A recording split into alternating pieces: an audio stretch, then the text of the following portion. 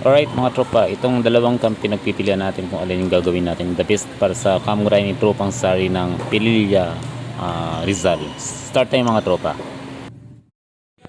Alright mga tropa, shortcut video tayo.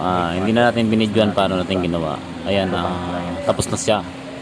So ito nga pala mga tropa yung feedback ni Tropang Sari. FYI mga tropa, 7.2 ito para sa kanyang Rusia 150.